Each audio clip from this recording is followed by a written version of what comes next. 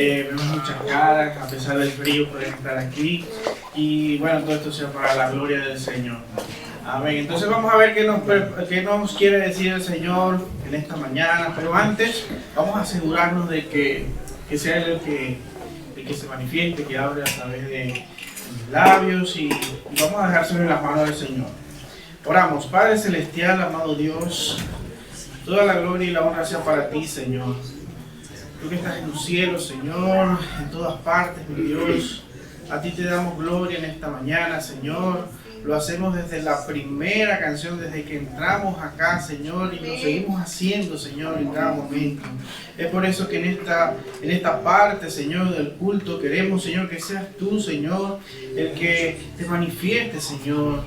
Que seas tú, Señor, el que trate con cada uno de nosotros, que trate con nuestros corazones, con nuestro sentir, Señor, que podamos percibir, Señor, tu palabra, que podamos discernirla, Señor, que podamos entenderla, Señor, con un ojo santo, entenderla, Señor, dispuesto, Señor, que seas tú, Señor, el que transforme, el que cambie nuestro comportamiento, nuestra vida para acercarnos más al trono de tu gracia, Señor. Te lo pedimos, Padre de la gloria, en el nombre de Jesús. Amén. Amén. Gloria al Señor. Bueno, hermanos, en la mañana de hoy quería compartirles una de las conversaciones que muchas veces tenemos con nuestras esposas. Y bueno, en un momento de conversar con mi esposa, ella estaba estudiando y todo eso, vino y me dijo de repente, ¿qué es para ti la gloria de Dios?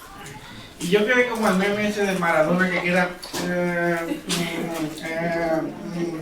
porque sabiendo que de pronto yo lo sé, pero empiezan a mi mente a llegar versículos y formas de aplicar la gloria de Dios que quedé como que entonces me dije, ¿de verdad conocemos qué es la gloria de Dios? Entonces en el día de hoy quiero compartir con ustedes, y le he puesto como título a lo que quiero compartir, descubriendo la gloria de Dios. ¿Qué será la gloria de Dios? Ya que muchas veces vamos a hacer ciertas actividades y decimos, bueno, esto sea para la gloria de Dios. Voy a hacer esto y esto sea para la gloria de Dios. Vivimos en nuestra vida cotidiana y decimos esto sea para la gloria de Dios. Pero de verdad lo entendemos. De verdad sabemos que lo estamos haciendo para la gloria de Dios. Entonces en este momento les voy a pedir que hagamos un ejercicio mental. Vamos a hacer lo siguiente. Usted mismo se va a hacer la pregunta en su mente y va a dar una respuesta, una frase, algo que de alguna manera usted cree que se concentra en la definición de la gloria de Dios. Vamos a hacerlo. Y yo quiero que luego al final usted me diga, bueno, sí, estaba cerca de lo que yo había interpretado, no, pero eso lo va a hacer usted en su propia mente. Entonces, vamos a cerrar los ojos. A ver, ¿qué será la gloria de Dios? Haga su definición en la mente. A ver, esto, más esto, raíz cuadrada. Ya lo tiene. A ver, ¿qué es la gloria de Dios? Listo. Vamos a ver si coincidimos al final.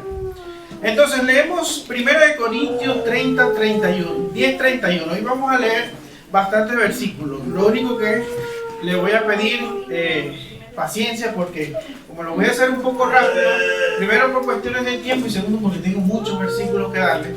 Entonces bueno, si quiere lo apunta y luego lo verifica en su casa y así. Entonces 1 Corintios 10:31 dice así: si pues coméis o bebéis o hacéis otra cosa, hacedlo todo para la gloria de Dios. Guau, ya empezamos ya. Y fíjense que dice, si pues coméis o bebéis, una actividad tan simple como comer o beber, o hacéis otra cosa, hacedlo para la gloria de Dios. Vamos a ver, ya se está acercando a la definición que tiene en la mente. Muchas veces citamos este versículo, pero a veces está un poco fuera de contexto. Desde su principio teológico, cuando lo encontramos, cuando lo vemos, y aprovecho para meter la publicidad de este nuevo curso de hermenéutica que le va a permitir entonces entender este contexto, hacer un análisis sin sesgo alguno. Entonces, bueno, el pastor, si quiere hacerlo, el pastor tiene información sobre eso. Entonces, cuando estudiamos la etimología de la palabra, intentamos decir, ¿será que sé que es la gloria de Dios? Y siempre entonces decimos, todo va a ser para la gloria de Dios. Entonces, de alguna manera olvidamos que Dios es un Dios glorioso. Entonces, fíjense la forma de aplicar. Todo es para la gloria de Dios, pero Dios es un Dios glorioso. Entonces ahí, que ya empieza a disvariarme o a no encajar muy bien la palabra gloria o glorioso. Miren lo que dice Hechos 7:2. Fragmentando un poco lo que dice. Él es un Dios de gloria. Luego Efesios 1:17 dice, le llama Padre de gloria. Pero luego en Isaías 6:3 dice, y el uno al otro daban voces diciendo, Santo, Santo, Santo, Jehová de los ejércitos. Toda la tierra está llena de su gloria. Entonces, pareciese que fuera algo que es la esencia de Dios, pero a la vez ese algo también lo llena todo. Entonces ahí empieza, esto aquí no me está cuadrando. ¿Qué será la gloria? ¿O qué es glorioso? ¿O qué es la gloria de Dios? Cuando venimos al culto, esperamos que la predicación venga en pro de mis necesidades, de cómo poder llevar mi día a día, que venga en pro de mis carencias, que me ayude a entender por qué será que no me rinde el dinero, o por qué será que no puedo avanzar o conectarme con el Señor. A veces, bueno, ¿y qué será lo que me espera en la parte escatológica? Pero a veces dejamos pasar lo importante que es conocer qué es la gloria de Dios. Porque ahí está la raíz y la esencia de todo. Ahí está la raíz y la esencia que le va a permitir hacer, o le va a permitir que todas estas cosas que ya le mencioné, las carencias, se vean suplidas, se vean dejadas o descansadas en Dios. En la iglesia, hoy en día, o las iglesias en general, muchas veces se fomenta mucho el hecho de que nos miramos o apuntamos hacia estas carencias. Incluso muchas veces creemos que o se piensa que uno tiene todas las herramientas necesarias para salir adelante, o uno tiene las herramientas necesarias para poder glorificar a Dios como debe ser. Incluso eso hace que la imagen de Dios se vea encarecida, se vea pobre, a tal punto que creemos que Dios es un ser utilitario, que es como un mesero, que nosotros le pedimos las cosas y Él nos las trae. O incluso a veces lo ponemos como digno de lástima porque no le adoramos como debería ser. Entonces vivimos en tiempos donde el origen muchas veces de nuestro estrés, de nuestra depresión, de nuestro que estamos tristes, que no hayamos cómo avanzar, viene por de que muchas veces nos miramos más a nosotros que de verdad conocer qué es la gloria de Dios. Vivimos en tiempos donde la automotivación es uno de los motores de nuestra sociedad. Vemos como cada día en diferentes medios de comunicación, redes sociales, se dice, no, tú lo puedes hacer todo. Solo tienes que no sé, ir al psicólogo o sanar, pero para sanar, bébete un jugo de esto, o ve a ejercicio, a yoga. Pero entonces nos volvemos que nosotros nos podemos automotivar. Incluso a veces se empieza a predicar de nuestras experiencias personales dejando a un lado lo que Dios de verdad puede obrar en nosotros. Las principales razones muchas veces es que pasamos más tiempo comprendiendo otras cosas o leyendo otras cosas y no leyendo el verdadero manual. El verdadero manual que nos acerca a Dios. El verdadero manual que nos dice de qué forma podemos darle la gloria a Dios. Porque yo creo que aquí estamos todos de acuerdo en que la principal razón de nuestro vivir y de nuestro despertar en la mañana es para darle la gloria a Dios siempre. Amén. Entonces nos volvemos autodependientes. Entonces preguntamos, ¿verdaderamente sé qué es la gloria de Dios? ¿Conozco lo suficiente la gloria de Dios para dársela al Padre? ¿Sé quién es Dios? ¿Y sé quién es ese Dios que me ama y por qué me ama? ¿Sé quién es el Dios en quien confío? ¿Sé realmente quién es ese Dios el cual venimos cada domingo para poder adorarle? ¿Sabemos quién es el Dios que servimos? Y principalmente conocemos al Dios que queremos glorificar por medio de la Biblia. Entonces, como mi primer punto, y donde quiero enfatizar, es que conozcamos un poco qué es la gloria de Dios. Pero no está fácil, hermano, hay que desmenuzarlo, hay que saberlo digerir, hay que saberlo entender. Y para eso voy a poner un ejemplo. Voy a poner un ejemplo de la palabra belleza. Imagínense entonces que yo vengo con mi esposa, ¿no? Vamos por ahí y de repente vemos un árbol muy bonito, una flor hermosa. Y los dos estamos de acuerdo que sus colores son tan vivos y es tan esplendorosa esta flor que ambos decimos una flor hermosa, es una bella flor. Sin embargo, cuando estamos en casa y mi esposa me ve en el sillón sentado sin hacer nada, se pone, mira, qué belleza. Esta es sin hacer nada. Pero más aún así, yo le aseguro que la esposa de Joel ve a Joel con esos ojos de amor y dice, mi esposo es el más bello que tengo aquí. Es más, cuidado con alguien que me lo quiere robar. Sin embargo, para nosotros él está un poco maltratadito. Entonces no tenemos la misma percepción de la belleza. Disculpa, pues es que era un ejemplo. Ahora bien, ya hablando en serio, lo que quiero decirle es que imagínense que vamos Joel y yo para remediar la cosa. Y vamos camino a un sitio y de repente vemos el atardecer, vemos como el Moncayo ilumina la tarde, el ocaso, el sol se alinea con los colores y de repente le digo, Joel, mira qué hermoso está eso. Y me dice, Joel, sí chico, ya es tarde, ya tenemos que irnos, mira, ¿no? ya se va a terminar el sol. Porque Joel no tiene la misma sensibilidad de la belleza que tengo yo. Y es precisamente a este punto en donde me quiero que ustedes entiendan qué es la gloria de Dios.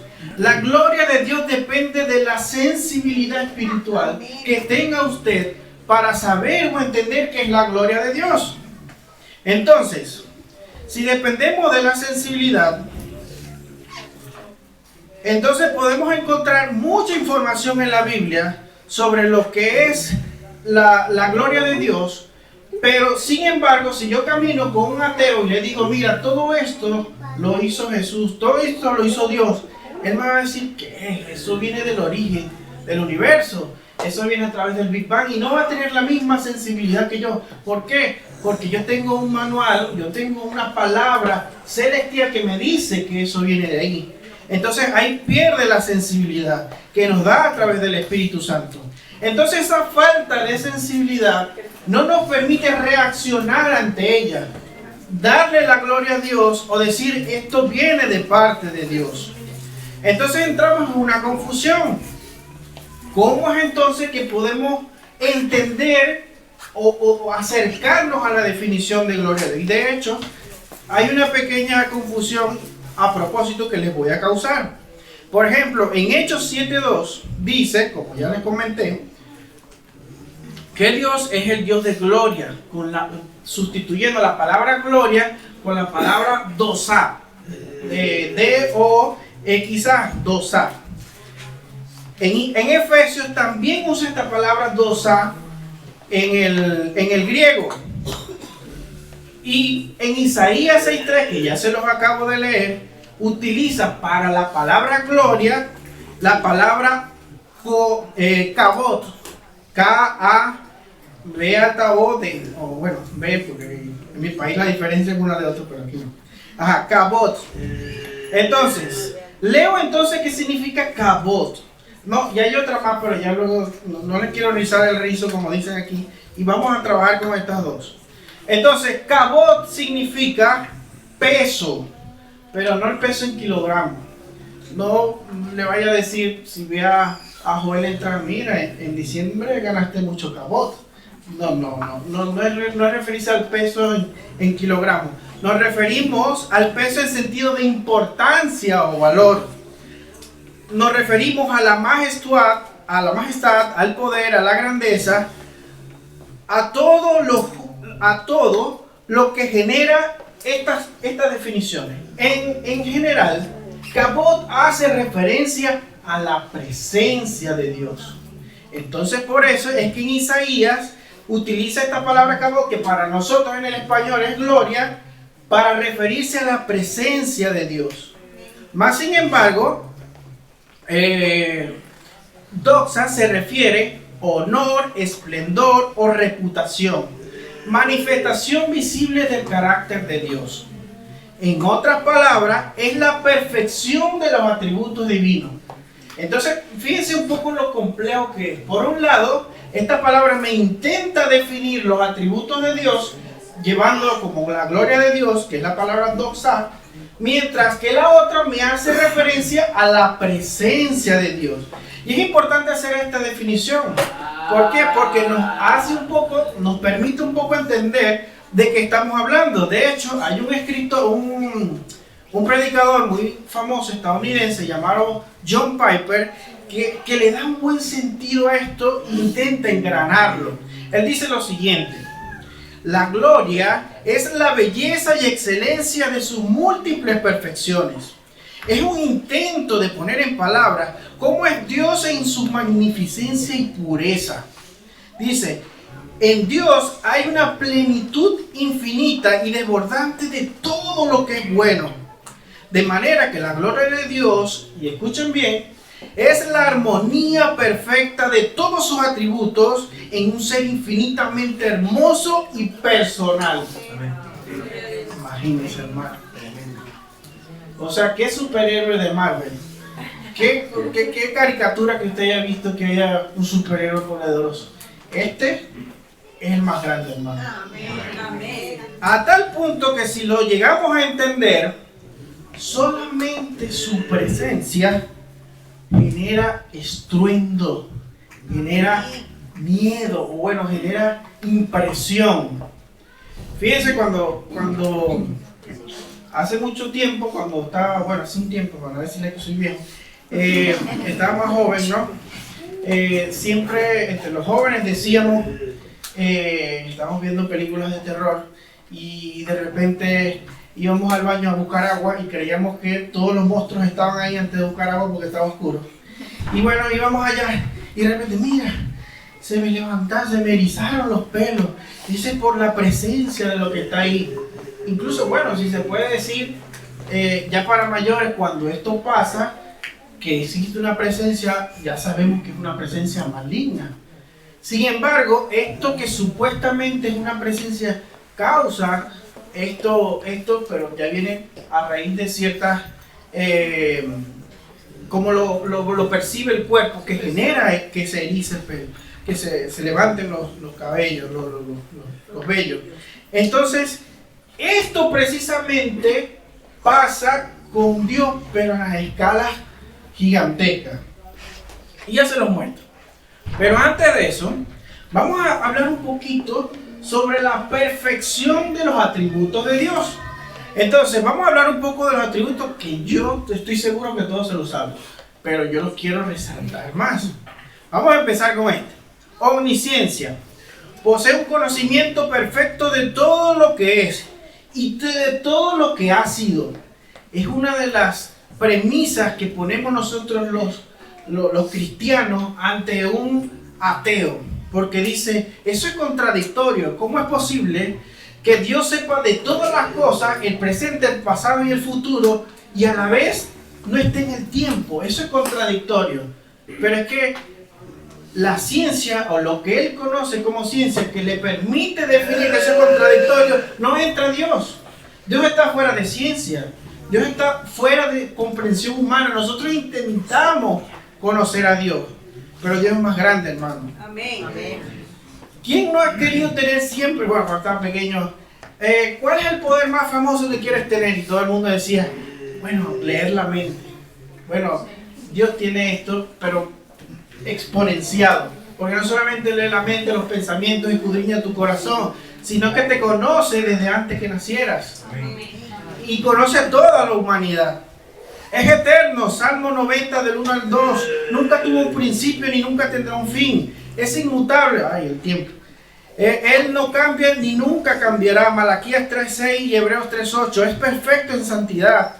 Isaías 6:3. Perfecto en justicia. Es amoroso. Es omnipresente. Es sabio. Es paciente. Es bueno. Está lleno de verdad. Es fiel. Es misericordioso. Todos estos atributos lo hacen un ser grande y majestuoso, a tal punto de que no tiene carencia. En estos días les decía en una predicación que Dios no necesita adoración. Nosotros necesitamos adorarle. Si nosotros no glorificamos a Dios Él mismo con toda su gloria y toda su majestuosidad, no pasaría nada. Nosotros somos los que necesitamos de Él. Entonces, adelantándome un poco, en su amor y su bondad, Dios decidió compartir su gloria con otras criaturas. Es decir, Dios permitió que nosotros pudiésemos experimentar el gozo y el deleite que tiene Él en contemplarse a sí mismo. Dios se deleita contemplando a sí mismo, y lo vemos cuando el Padre se goza y se deleita en presentar a su Hijo, el Hijo en presentar al Espíritu Santo. Mas sin embargo, muchas veces cuando se comparte eso, se malinterpreta y se rompe el diseño del ser humano.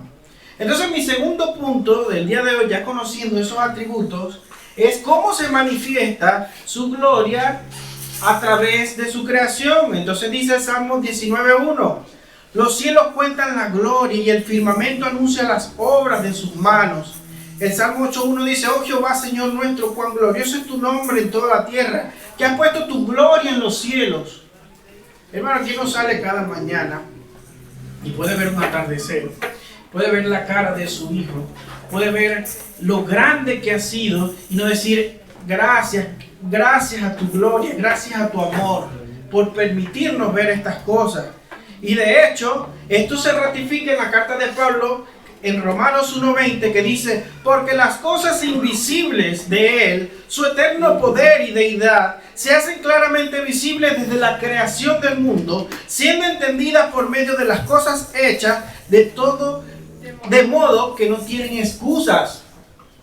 Él nos dice, aquí te pongo esto, aquí mira cómo está creado esto, ahora tienes excusa de no creer en mí. Hermano, tenemos que entender que el universo y todas las cosas no fueron hechas por un ser, no fueron hechas de la nada, fue hecho de un ser sabio y maravilloso.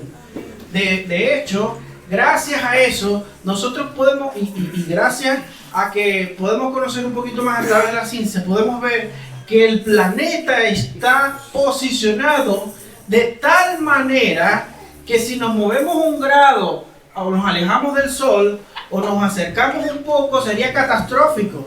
De hecho, los científicos a esa zona le llaman zona ricitos de oro. En inglés se llama la palabra Goldilocks, que quiere decir que estamos en el punto exacto y perfecto del cosmos, a tal punto que nos permita que el agua no se congele o se evapore. Dígame si eso no es majestuoso. Dígame si eso no es algo sobrenatural. Hermanos, vemos la majestuosidad y la gloria de Dios a través de una mujer embarazada. ¿Cómo es posible que el niño, luego de la gestación y todo eso, en uno de los cursos que me hizo hacer mi esposa para comprender un poco cómo criar un bebé, decía, ¿cómo es posible que un niño recién nacido pueda transmitirle a medida que está amamantando, qué densidad de leche le va a salir al niño? ¿Cómo es posible que este niño, a medida que crezca, también le dice a la madre, bueno, ya necesito más proteína, que sea más densa o menos densa, o necesito más anticuerpos o menos anticuerpos? Hermano, podemos ver la gloria de Dios a través de eso. ¿Cómo es posible que una mujer pueda gestar un niño en su vientre sin que sus órganos no se corten o se aprieten o que pasen cosas? Es impresionante, hermano. Y vemos la gloria de Dios en todas esas cosas. Muchas veces, a pesar de todo esto, el hombre es cabezota, el hombre es rebelde. Ay, Dios, no tengo tiempo. Ajá. Entonces, aún así, viendo todo esto, no es merecedor de gloria, incluso se roba la gloria de Dios. Porque frases como, por ejemplo, gracias a mi esfuerzo pude obtener estas tierras, o gracias a mi esfuerzo mi hijo se graduó, o muchas cosas, y le robamos la gloria de Dios. Nos apropiamos de algo que Dios más bien nos está bendiciendo y no lo reconocemos y no lo vemos. Ahora bien, desde este punto, Dios, a pesar de que somos cabezotas, es un Dios amoroso. Y desde Abraham empieza su plan, empieza su obra. Entonces, a través del pueblo de Israel, el llamado pueblo de Israel, y Dios hizo ver su gloria a través de este pueblo. Éxodo 13:21 dice: y Jehová iba delante de ellos de día con una columna de nube para guiarlos por el camino, y de noche con una columna de fuego para alumbrarles, a fin de que anduviesen de día y de noche. Nunca se apartó delante de su pueblo la columna de nube de día, y de noche la columna de fuego. Podemos ver entonces que en el Antiguo Testamento, o en estos capítulos, Dios se manifestaba su gloria, su poder, y es lo que les comentaba al principio, su presencia de forma tan estruendosa que creaba nubes, una columna de nube y fuego. Imagínense ver, si nosotros a veces nos asustamos porque nos cae granizo del cielo, cuánto más una nube con rayos, con todo lo que pueda haber pasado. A tal punto que esto generaba que el pueblo de alguna manera se alejaba un poco, por varias razones. Uno por el miedo y el otro porque cuando estamos en la presencia de Dios, ese lugar es santo. Y cuando sentimos que pecamos, no nos podemos acercar a la presencia de Dios. Pero eso pasaba en el Antiguo Testamento. Así que le estoy haciendo un guiño para lo que viene. Eso es como las películas. Entonces, vamos a ver. La gloria de Dios, con otro ejemplo, es como el sol. ¿Cómo es como el sol? Que si nos acercamos mucho a la gloria de Dios, según el Antiguo Testamento, nos puede destruir. Pero si nos alejamos de Él, o estamos distanciados de Él, o a una distancia prudencial, la vida puede surgir, la vida puede renacer, la vida puede crecer. Entonces, de la misma manera es la santidad, es la gloria de Dios. Si nos acercamos mucho, según el Antiguo Testamento, y quiero hacer énfasis en esta palabra, se podían destruir porque no soportaban la presencia de Dios. Pero si se alejaban mucho, entonces, o se alejaban mucho, no, si estaban en una distancia prudente, podían entonces de alguna manera ver o gozar de la gloria de Dios. Y fíjense esto, voy a saltarme un poco. Éxodo 33:20. Dice, a pesar de esto, Moisés fue un poco osado. ¿En qué sentido? Moisés le dijo en Éxodo 33:18, dije: Señor, te ruego que me muestres tu gloria. Imagínense todo lo que había experimentado Moisés en el desierto. Y aún así él le dijo que quería conocer su gloria. Y Dios nos da a entender, gracias a esto, porque ya Dios lo tenía planeado todo, por qué no podía estar cerca de su gloria. Éxodo 33:20 dice: dijo más, no podrás ver mi rostro, porque no me verá hombre y vivirá. Y dijo aún Jehová: he aquí un lugar junto a mí, y tú estarás sobre la peña, y cuando pase mi gloria, yo te pondré en una hendidura de la peña, y te cubriré con mi mano hasta que haya pasado. Después apartaré mi mano y verás mi espalda. Esa es la gloria de manera parcial. Mas no verás mi rostro. ¿Se fijan cómo Dios entonces en este versículo nos permite ver que si estamos muy cerca, y vuelvo a hacer énfasis, en el Antiguo Testamento nos puede destruir, Pero para ver la gloria de Dios, Dios tiene que hacer cosas para que Moisés pueda verla de manera parcial. Sin embargo, en el 34:6 habla un poco sobre de qué es esta gloria y de qué se trata. Dice, y pasando Jehová por delante de él, proclamó, Jehová, Jehová, fuerte, misericordioso y piadoso, tardo para la ira y grande en misericordia y verdad, que guarda misericordia a millares, que perdone la iniquidad, la rebelión y el pecado, y de ningún modo tendrá por inocente al malvado, que visite la iniquidad de los padres y de los hijos hasta la tercera y cuarta generación. Vamos a dejarlo hasta el 7. Entonces, el principio de este texto nos denota un problema que parece contradictorio, porque dice, perdona la iniquidad y la rebelión del pecado, pero de ningún modo el inocente, pero de ningún modo tendrá por inocente al malvado. Entonces tenemos un problema. ¿Cómo podemos conjugar estas dos cosas? ¿Cómo podemos conjugar ese amor de Dios inmesurable con una justicia inflexible? Es difícil, hermano. O nos condena o nos maltrata, pero las dos no podemos hacer. Entonces, tenemos un problema. Pero para resumirles, porque de verdad que estoy cortando mucho porque no calculé bien el tiempo. Les digo porque muchas veces no puedo plasmar la idea que quiero. Tenemos estas dos cosas que cómo resolvemos este problema. Y es allí donde precisamente quiero hacer énfasis en la mañana de hoy, que es el acto más hermoso que Dios manifiesta la gloria de Dios. Y adivine de qué se trata. Se trata de un Salvador. Se trata de aquel que encarnado puede entonces lograr que estas dos cosas se puedan leer en una misma palabra y crear y que se puedan armonizar. Necesitamos, y dice Juan 1:3, y aquel verbo fue hecho carne y habitó entre nosotros y vimos su gloria como el unigénito del Padre, lleno de gracia y de verdad. Entonces, podemos reflejar o podemos ver que Dios se hizo carne y se convirtió en un tabernáculo. De hecho, si pudiésemos traducir la palabra habitó, es como tabernacular, pero obviamente en el español no se aplica, pero es que Él hizo tabernáculo estando en la tierra, precisamente para que podamos acercarnos al Padre. Entonces, tenemos, vamos saltando un poco, vemos la gloria de Dios cuando entonces podemos entender que este plan es maravilloso, porque se necesitaba alguien que fuera infinitamente perfecto, infinitamente santo, pero que también cargara nuestras culpas, que es precisamente lo que decía el versículo.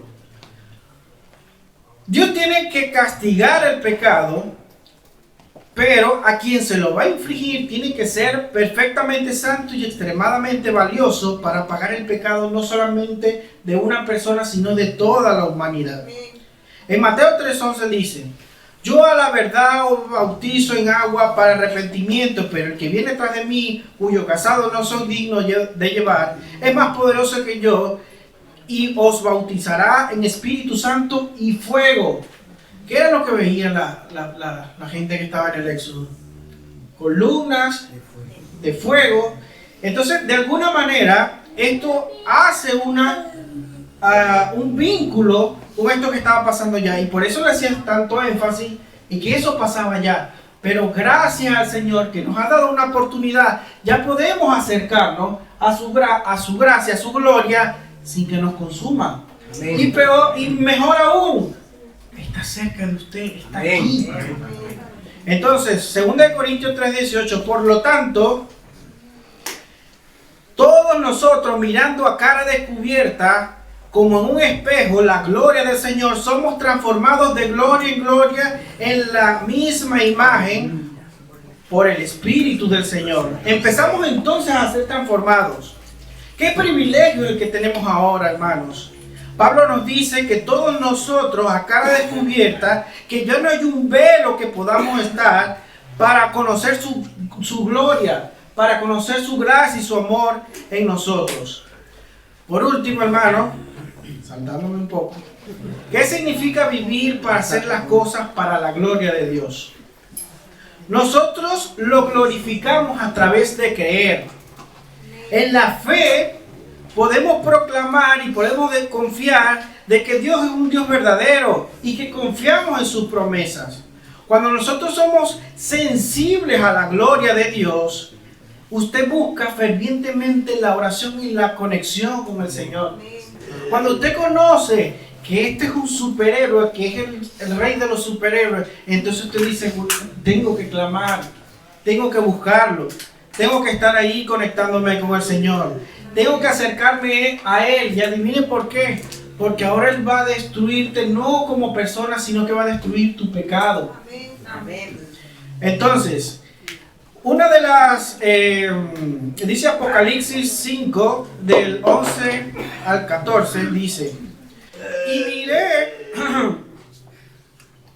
y oí la voz de muchos ángeles alrededor del trono de la gloria, y de los seres vivientes, y de los ancianos, y su número era millones de millones, que decían a gran voz: el Cordero que fue inmolado es digno de tomar el poder, la riqueza, la sabiduría, la fortaleza, la honra y la gloria y la alabanza. Y todo lo creado que está en el cielo y sobre la tierra y debajo de la tierra y en el mar, y todas las cosas que en ello hay, oí decir: al que está sentado en el trono y el Cordero sea la alabanza, la honra, la gloria, el poder por los siglos de los siglos. Nos damos cuenta entonces, hermanos, que estamos ahora practicando para hacerlo eternamente, para que nos unamos en espíritu con los que ya están muertos, con los ángeles, con todos, a decirles: santo, santo, santo sea la gloria del Señor. Debemos saber, el equipo de alabanza puede ir pasando, debemos saber más de la gloria del Señor, hermano. Los invito a que conozcamos más de la gloria transformadora y genuina. Acerquémonos a Dios con respeto, reverencia y amor. Les invito a acercarnos en espíritu y en verdad, con un corazón arrepentido, reconociendo, hermano, que Dios es un Dios poderoso y que hace las cosas en un plan perfecto para ti. Cuando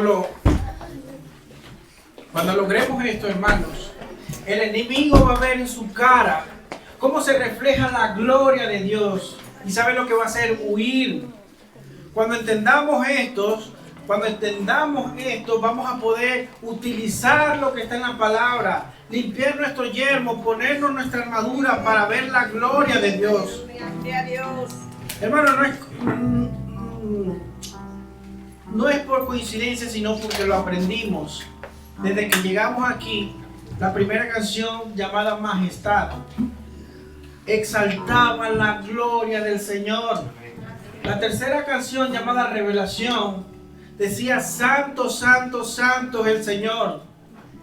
Intrínsecamente, muchas veces cantamos canciones, pero no lo hacemos como debería hacerlo, cuando no le damos la importancia y lo maravilloso que ha sido Dios en nuestra vida.